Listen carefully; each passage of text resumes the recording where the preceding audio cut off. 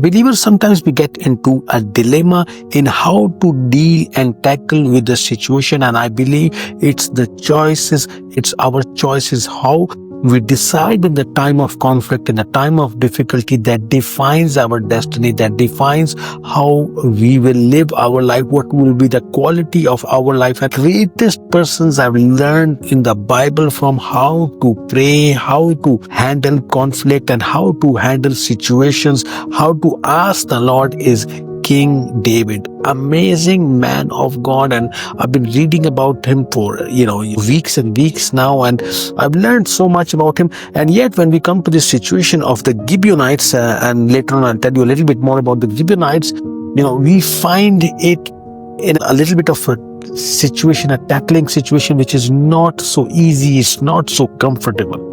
Now, what happened? I'm going to be in the book of 2 Samuel, and I am in chapter 21. It says, now there was a famine in the days of David. Now, when it says there was a famine in the days of David, it does not give us which days, but this was a time definitely when he was king. It took him 13 years after him defeating Goliath to actually become king of Judea, and 7.5 years more after that to become king of Israel. So it took him, after he defeated Goliath, which was around 17, it took him 20 years to become king. Now, there's a lot of conflict, there's a lot of difficulty. And David has faced some very, very harsh and difficult situations. One of them, he was almost going to die, and he handled it beautifully. But you see, this is the thing, that David has such a prayer life, such a prayer warrior. There was a famine in the days of David, and the problem was, it's not a famine of 1 year. It says for 3 years, year after year. Now, first year you think it's nature, we'll brush it off, it's not nice, next year will be okay. The next year, maybe it's a coincidence, but 3 years in a row.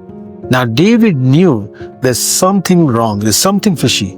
So it says, and David inquired of the Lord, and the Lord answered. Now, if he had asked the Lord on the first year, the Lord would have answered as well.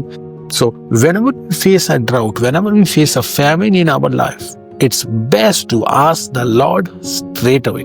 So what we'll do whenever we face conflict, whenever we face a drought, whenever we face a famine in our life, we can straight away go to the Lord and ask. The Lord answered him and said, it is because of Saul and his bloodthirsty house, because he killed the Gibeonites. But what about these people when the Lord told them to kill everybody or to kill all the Canaanites? They knew this is going to be difficult, so they tricked Joshua, but they tricked Joshua into making a treaty with them that they will be their workers, they will be staying under them, but they will not be sent out. And now, since Joshua made that treaty, the Lord, King Saul, he didn't kill the Amalekites. So when Samuel came out and asked him, why do I hear the bleating of the sheep? Why have you not killed everything? And why is King Agag still living, the Amalekite king? So now, in his zeal, because he didn't do the work over there, now the Lord did not tell him to kill the Gibeonites. He goes and kills the Gibeonites. This goes to tell you that even the prayers of the non-believers, God is listening to them. God is a God of all nations, all people, and his heart aches for all people. And he says there is a drought. Now, the beautiful thing about David is he over here asks the Lord, why is this happening? But now we must remember there's a lot of pressure on King David. He's become king after such great conflict and such great battle, and many times people didn't want to accept him, and he had to go through difficulties, and he does not want to get into this situation now again, and he's sort of understandably worried about this famine. He wants to solve it as soon as possible. So now I wouldn't call it a mistake, because in the end of this King David's life, the Lord recalls David's life. He said he was always obedient to me. He always sought me. He was always a man after my own heart, except in the time of Bathsheba. The Lord himself said, I don't consider all the small minor. The Lord does not remember those small minor mistakes, and it doesn't keep it too hard.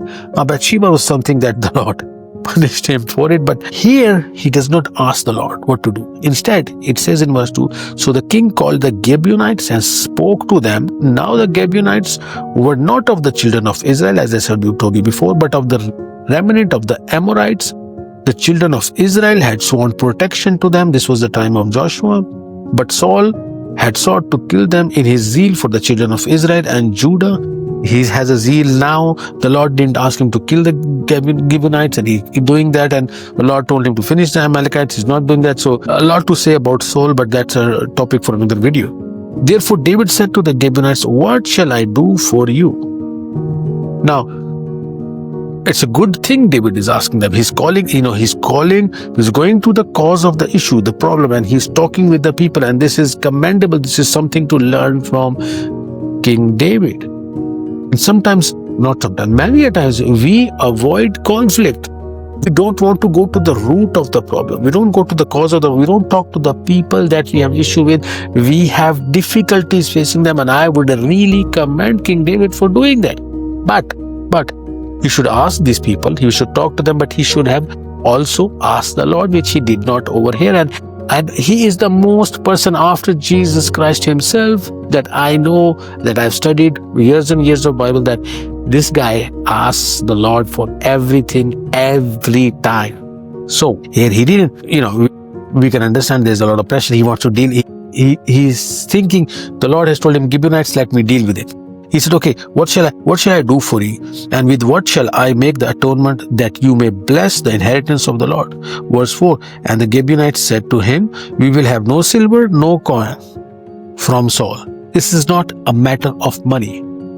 They could have asked for wealth, and King David would have given them to please the people. They said, at least the Gibeonites, they are honorable people. They said, it's not a matter of money. He said, or from his house, nor shall we kill any man of in Israel for us. Because you see what is the law of the land at the time. There is a life for a life. They have taken our people's life and blood for blood. But they said, we don't want the blood of the Israel. So he said, okay, what shall I do for you then? And they answered that give us 7 people, 7 descendants of Saul. We don't want to do a bloody massacre, because there was a bloody massacre. The Gibeonites were a lot of people were killed. But they said, okay, of the descendants of Saul, give us 7. So now, in verse 7 it says, the king spared Mephibosheth, son of Jonathan, the son of Saul, because the Lord's oath was there, that was between them, but David and Jonathan, the son of Saul. So the king took, verse 8, Romai and Mephibosheth, the 2 sons of Rizpah and the daughter of Ai, she bore to Saul, and 5 souls of Michal, the daughter of Saul, whom she brought up from Adriel, the son of Barzillai, the Meholalite. Now, it took 7 people, and I'm going to go more into these sons because this is an interesting peoples, and we're going to go see that a little bit more in the next video. The interesting part where I want to finish this video is Mephibosheth, the son of Jonathan. He does not give over. He keeps the oath that he has made with Jonathan.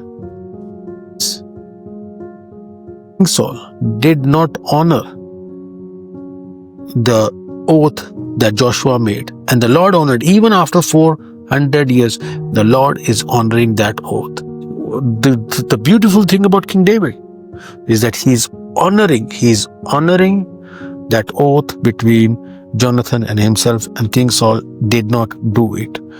Now, there's a lot of things we can learn from here, and in our next video, we're going to go into more details about what happens next.